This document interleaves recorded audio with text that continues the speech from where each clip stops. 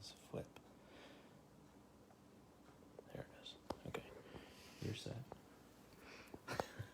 Hey everybody. Just trying to get a few technical difficulties worked out. We're doing this a little different than the last webinar that we had. We'll wait a couple more minutes here before everyone else shows up. I'm gonna make sure that that is silenced.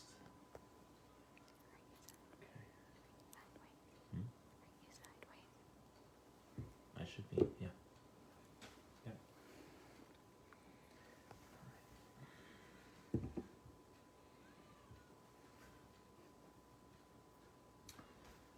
All right.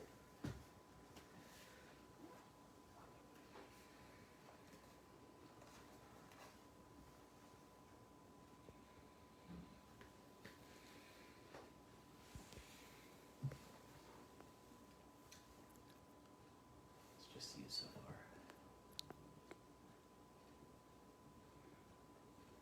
So we're still waiting on a couple people to show up here. We're right on time, but we are waiting for some joiners. Oh, there's a second person here showing up. So go ahead and, for those of you just joining, type a comment. Let us know who is joining us here this evening, where you're from, where you're tuning in from, and we'll make sure that you have an opportunity to ask some questions as they arise.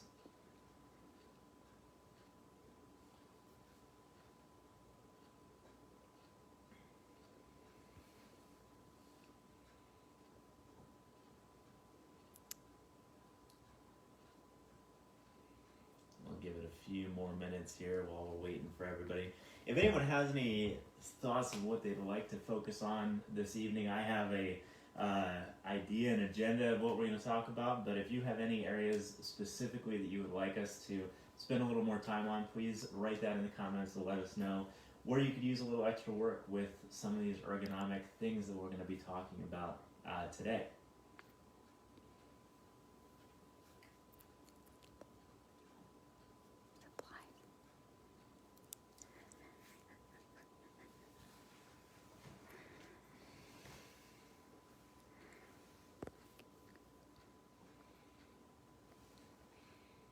Hey Brian, thanks for tuning in with us this evening. Glad to have you.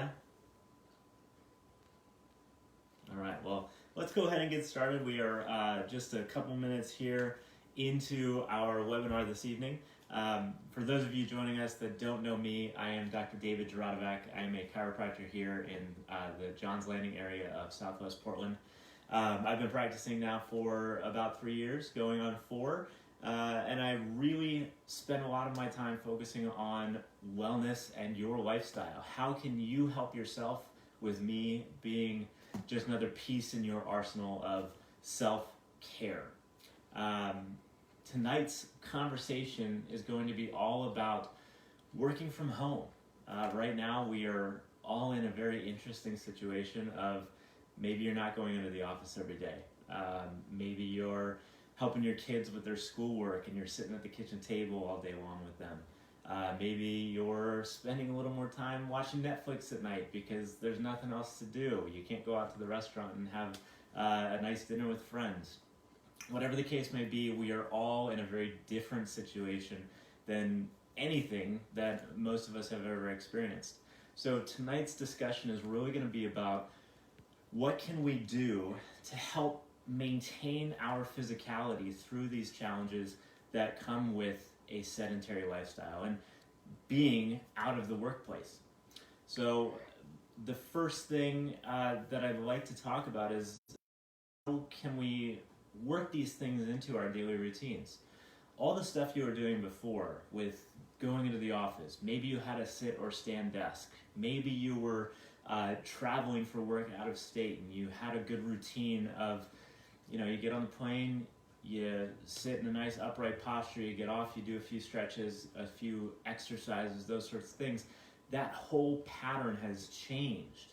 So the conversation here is going to be about what are we doing in our homes to make sure that we're not taking a step back and coming out of this whole situation worse off than where we started. So the first thing I wanted to talk about is why is it important to move our body?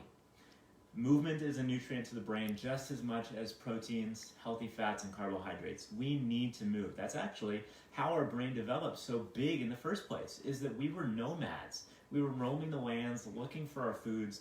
We were getting that movement in our bodies, and our brain responded to that.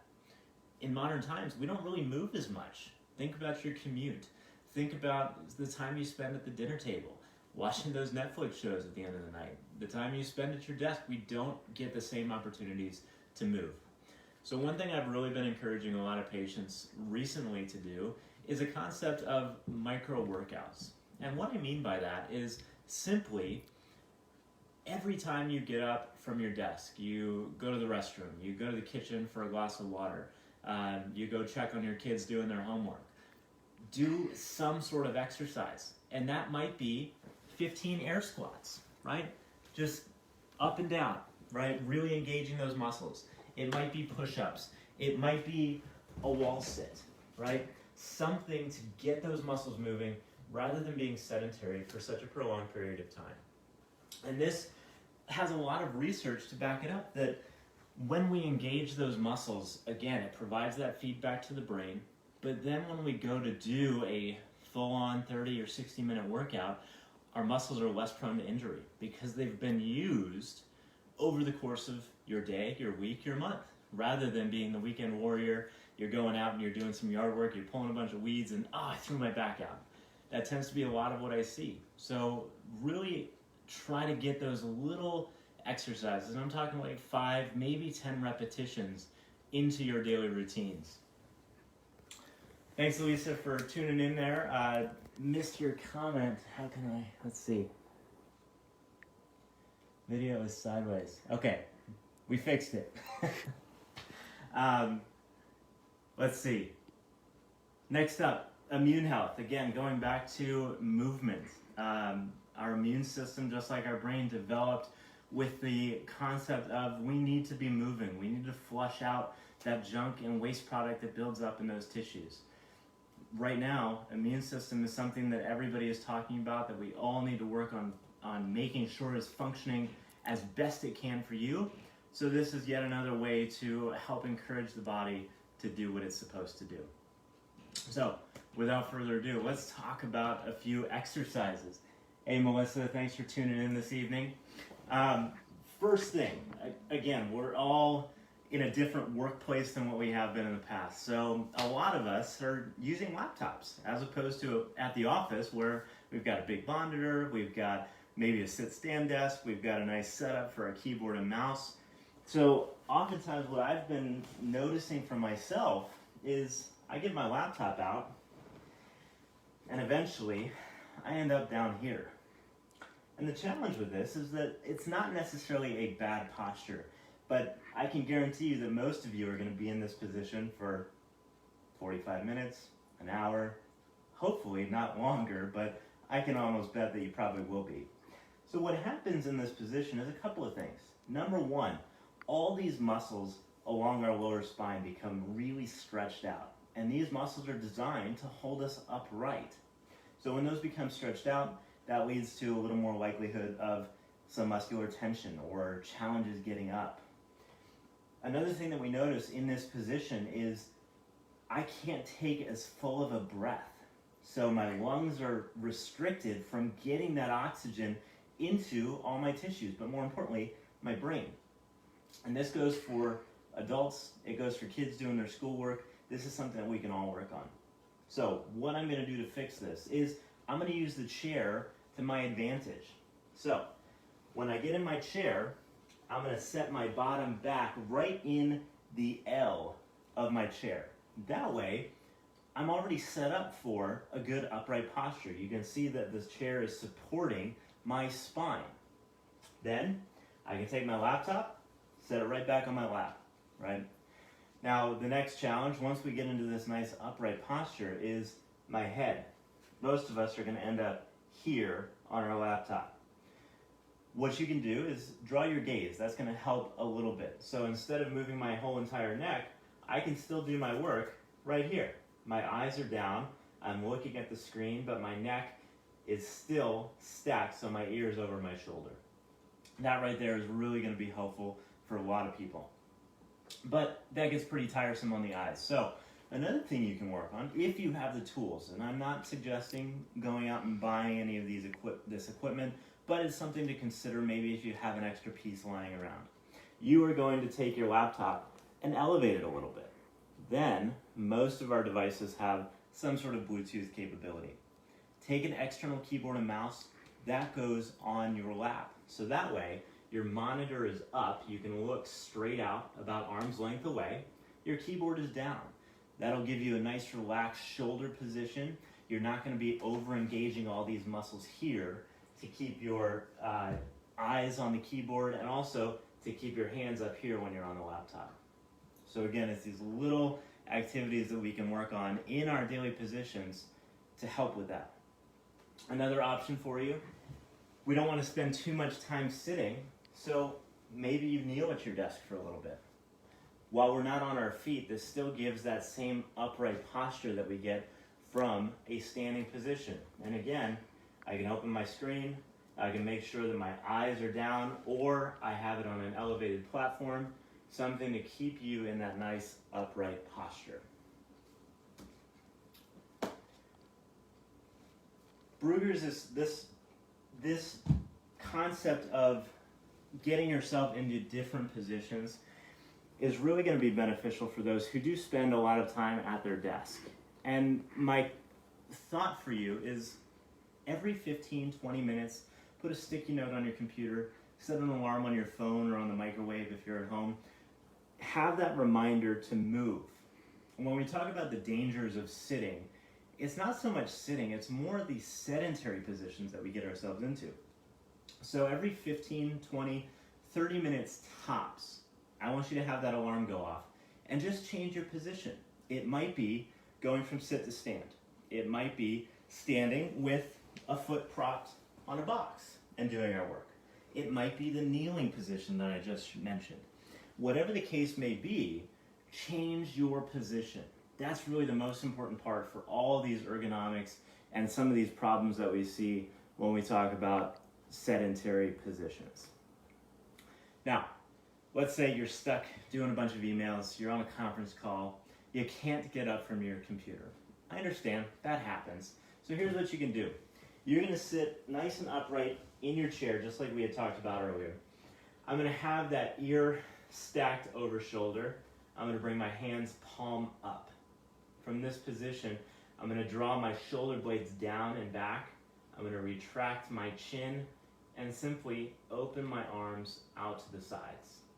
Now you can see I don't have a lot of range. Some people are going to be able to get all the way back here perpendicular to their body, and that's perfectly fine. But for me, I'm a little tight across the chest. So I feel this engagement right through the front side of the shoulder here.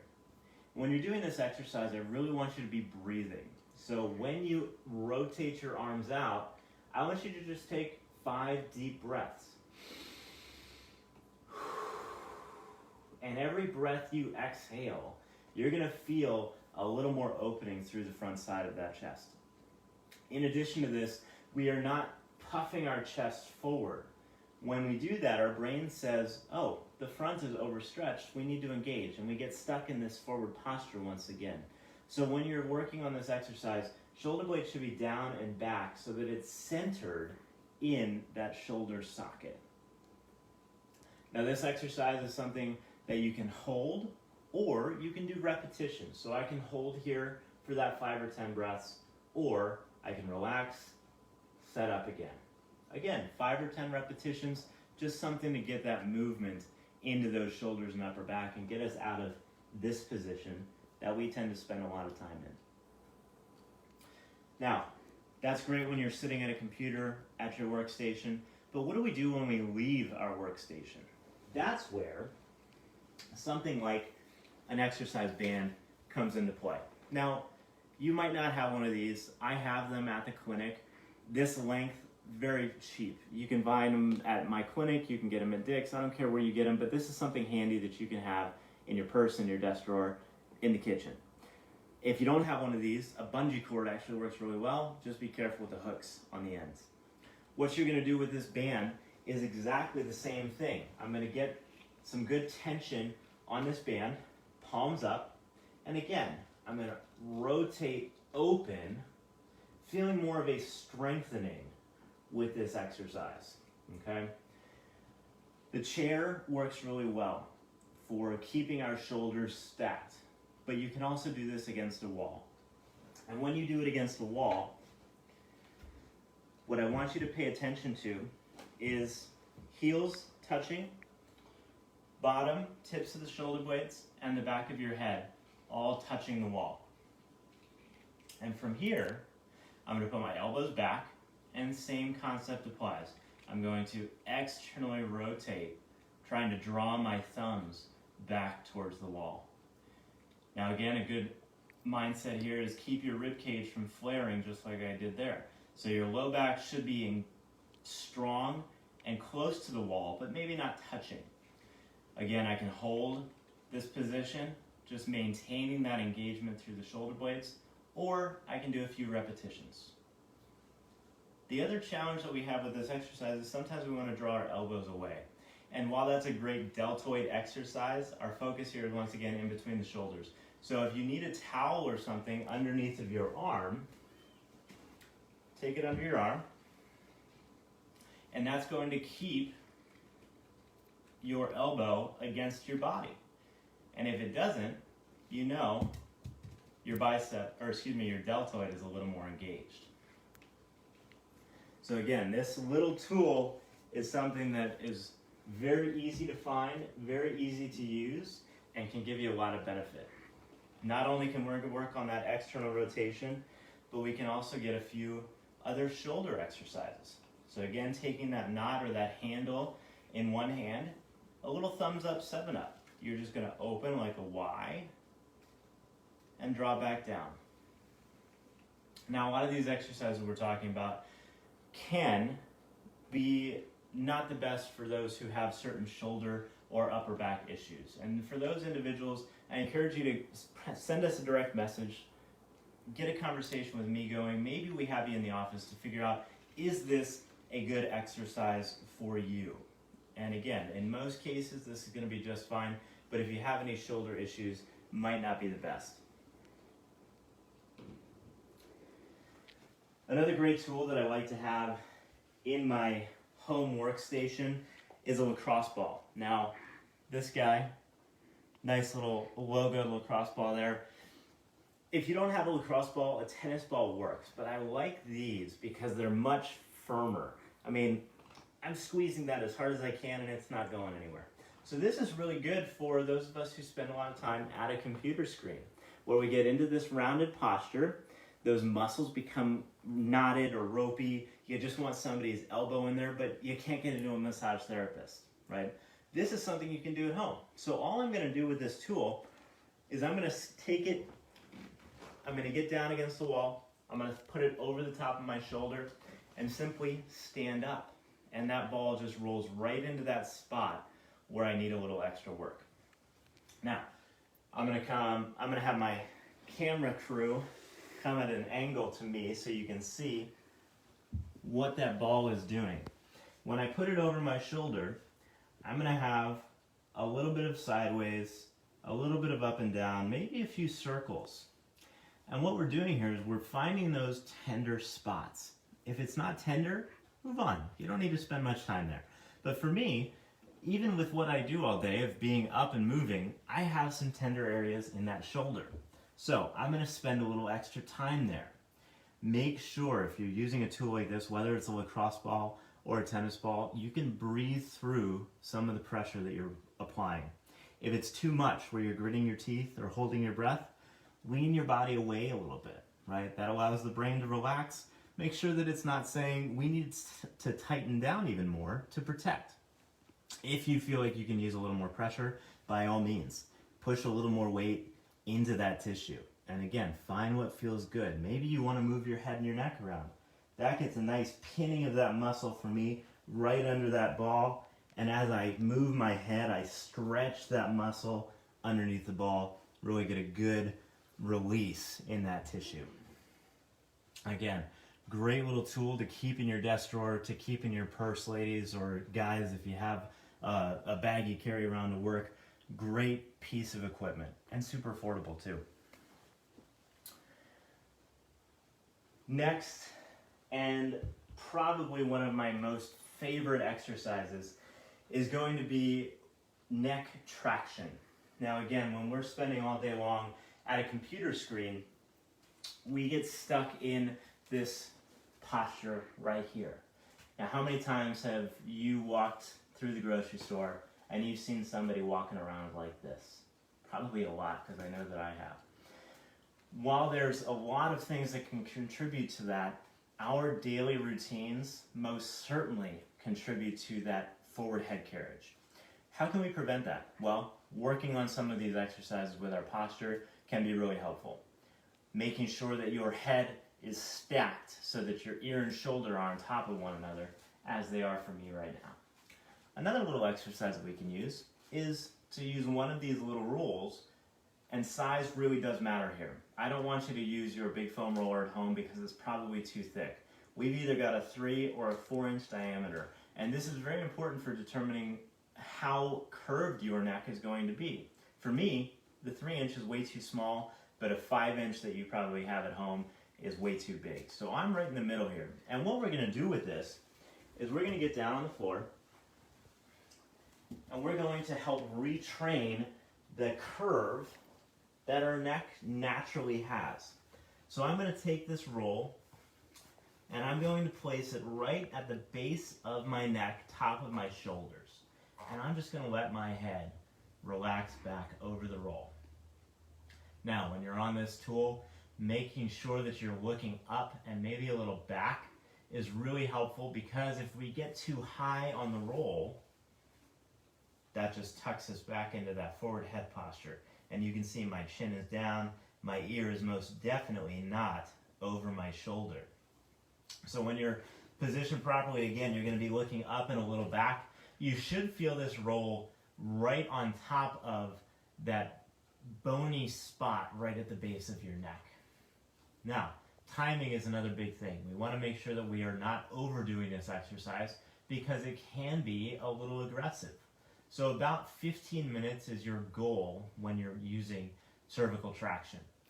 And if you have anything negative, you get really tender in that spot where the roll is placed, you get any numbness and tingling in your fingertips, you get a headache.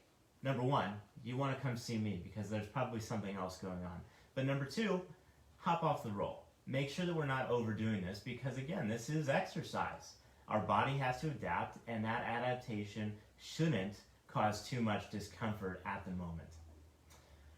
Another thing, that when you're on this roll, make sure you're just relaxing.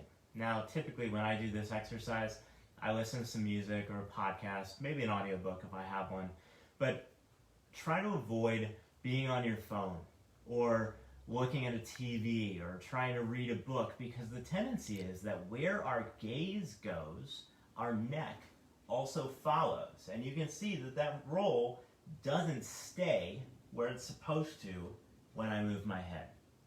So make sure that you are just relaxing on this roll, letting those muscles just chill out, because they've been working all day long. You ask them to do a lot, let them have a little break. Now again, size does matter. I'll show you what the other one looks like for me, because this is way too small. It might look like it's working appropriately, and it probably looks very similar to the other one, but part of that is my neck is not actually being supported by this roll. It's just kind of resting over it, but my head and my shoulders are really what's doing all the work here. So if I was to take that roll out, my neck just flattens. So while size is not the most important, it's more about the position, I still do want you to have the proper size roller. So make sure you get checked by me before you start using one of these at home. Now, another option, maybe you're traveling, you forgot your roll, take a body towel. Now, it's not going to be as thick of a roll, it's not going to be as aggressive as a therapy, but you can take this body towel roll it up nice and tight. And you can see about the same size. And if it's not, simply unroll a little bit, right? So that right there is about the same exact size as the white roll that works for me. So then I'm going to take the same towel, same position, and rest my head back over this. Now, like I said, it's a lot softer, so you're not going to get as much of a therapeutic benefit, but this is still really a nice position to just help your body relax at the end of a long day. Again, you're probably traveling, or maybe not so much these days. You haven't had an opportunity to get into the clinic to get one of these rolls. Here's a great tool that you can just start working on this exercise while being careful with that position. Because again, we don't want to overdo it, and this is a good place to start. And actually how I recommend a lot of patients start to begin with. So again, neck roll is a great exercise to use when we spend a lot of time at a computer, when we spend a lot of time at a desk, or driving even a long commute. We tend to have our head forward away from our headrest. Now, since we're on the floor, the last exercise that I'd like to talk about with people is a little foam rolling. Now, a lot of times we think about a foam roller as being a pretty uncomfortable tool that we want to use in our hips and our glutes and our hamstrings. In this case, we're going to be very simply using this as a fulcrum in our upper back. We spend so much time here all day long that we don't get a lot of opening through our rib cage. So we're going to use our foam roller as that fulcrum. And all I'm going to do is start with my foam roller at the bottom of my rib cage. From here, your hands can go wherever is comfortable for you. I like to put my hands behind my neck. This supports my head, gives me a little bit of extra cushion here, and I find that it helps gravity give me a little more weight so that it can work with me rather than against me. So from here, I'm going to keep my rib cage locked in place, and just like we did against the wall earlier, I'm just going to let my upper back relax. And right there, I got a little pop. And when you're doing these exercises, popping is okay as long as there's nothing painful. But it is not the same thing as a chiropractic adjustment. Movement is what we're looking for here. We want our upper back to extend, but an adjustment is a completely different exercise. I'm going to hang out here in each position for just a few breaths, whatever feels comfortable. When I feel like gravity has done its work and I'm not feeling like I'm getting closer to the floor, I'm going to engage my core muscles and lift my torso up and move down on the roller just an inch or two. And again, I'm going to let gravity do the work and bring my upper body closer to the floor. Now, the higher we get, our shoulder blades tend to get in the way. So once we get up around the shoulder blades, that's where I like to move my hands and put them across my chest. That helps draw the shoulder blades out and around, gives you a little extra space. Now, what you might find is that you don't get as much of an arch, and you can either maintain that position, and again, just let gravity do all the work, or you can use a little bit of engagement of your back muscles and pull your body a little closer to the earth. And that's perfectly fine, again, as long as you have nothing sharp or shooting. Another option is to take your arms up overhead, give you a little more of a lever, and making sure that your rib cage stays down. Again, using that gravity to help pull you closer to the ground. You're going to work your way all the way up to the top of the rib cage, maybe top of the shoulder blades, depending on how mobile you are. And then you're going to work your way back down, all the way to the bottom of the rib cage, and just finishing off with a nice arch over the roller. So a lot of these exercises are, again, designed to help you help yourself. Now, when we help ourselves, we have to do some work to start. This may not be something that you're able to do all these exercises right off the bat. This may be something that it takes a long time to develop the ability and the mobility to do some of these things that I've demonstrated for you tonight. Don't rush yourself. Just like you don't go to the gym and expect to have that beach body tomorrow, we don't go to these exercises and expect to have that same mobility tomorrow. This is something that even I am constantly working on, and I encourage you, if you have any questions, if you have any other pieces of concern or exercise you want to focus on, please reach out. Send us a direct message and let me know, because I'm more than happy to have a phone call with you, have a video chat, something so we can get you set up so that your workstation, your lifestyle can support your goals of being mobile, of playing with your kids, of being able to travel without pain. Whatever it is for you, that's what I want to work on. So let me check in on any comments or questions that we had here. Let's see, we got a few. All right, we fixed the sideways. Thanks, Brittany. Glad you like these exercises. Yes, I can put them into a fact sheet. This video will also always be up on Facebook, so if you need a reference, feel free to find it there. But one of the things that I'm going to work on is putting these into individual snippets so that you can see these exercises. Let's see. Yeah, all very doable exercises. Does anybody else have any questions that they would like to ask while we're here still on the video? Give it another minute. My office is still open and has been open for this entire crisis that we've been dealing with here, guys. So please, if you have any thoughts, any concerns about your body, about your workstation, give us a call, come into the office. We're doing all of our sanitation efforts to make sure that you are protected. I know that I wouldn't be in the office if it wasn't safe and I was worried about my family, so I can tell you that we are doing everything we can to make sure that you all are safe as well. I would love to see you in the office. We will continue to post these little updates. Haven't decided on our next little webinar, but feel free to give us some ideas. Again, send us a message. Let us know what you want to see for our next little video, and how I can help you during these trying times. So again, thanks for tuning in this evening. I'm Dr. Doradovac, and we'll see you all next time.